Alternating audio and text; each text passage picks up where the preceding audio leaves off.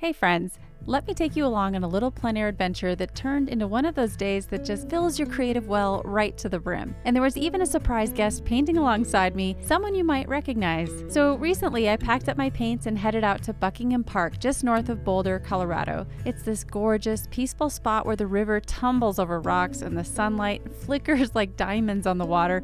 Honestly, it's one of those places that practically begs to be painted. Now usually I'm the lone watercolor artist out there, but this time I wasn't alone. Guess who showed up? Dan Marshall, the amazing Colorado watercolor artist and instructor. I was fangirling a little, not gonna lie. And if you aren't already following him on Instagram, go and check out his work. He's amazing.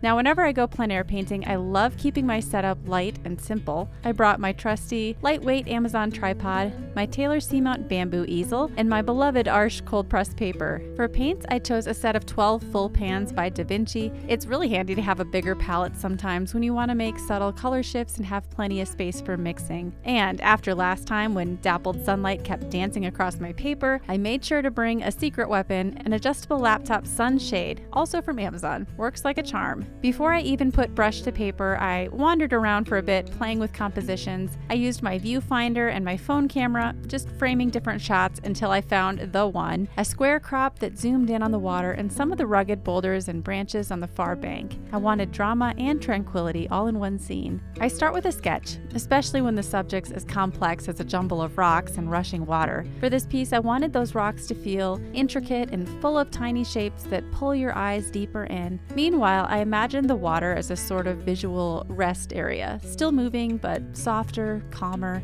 It's always a bit of a puzzle, but the weather was perfect and I wasn't in a hurry, so I took my time. After about 10 minutes of sketching, I jumped in with a wash of burnt sienna, laying in midtones and painting around my brightest areas to keep those lights sparkling. A few light washes of ultramarine gave the water its cool notes, and together they mixed into the perfect gray shadows. Then it was rock time. I worked top to bottom, rock by rock, just letting colors blend wet into wet so they stayed fresh and organic. It's honestly one of my favorite things about watercolor, the surprises you get when pigments merge on the paper. Oh, and here's a little tip. I love painting upright outdoors because it makes it easier to compare my painting to the real scene. I don't worry about drips because it won't happen as long as you're mindful of the water in your brush. Just keep that rag or paper towel close by.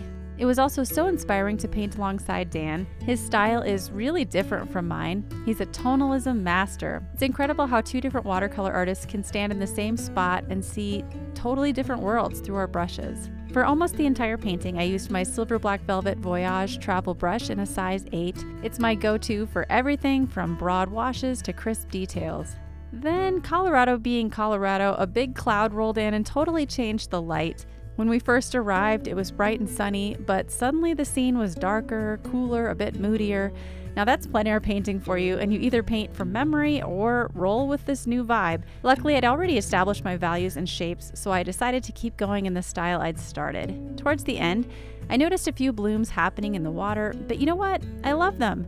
They added such character, so I left them as part of the story of the painting. Not every mistake needs fixing. When I finally stepped back, I felt so happy with how it turned out. It was just one of those perfect days outdoors, soaking in nature, connecting with other artists, and getting lost in the joy of painting. If you ever get the chance, I highly recommend bringing your paints the next time you're out exploring. There's so much beauty waiting to be captured in your own unique style. Have you ever tried plein air painting before? I'd love to hear your stories in the comments. Thanks so much for joining me today, and I'll see you in the next video. Happy painting!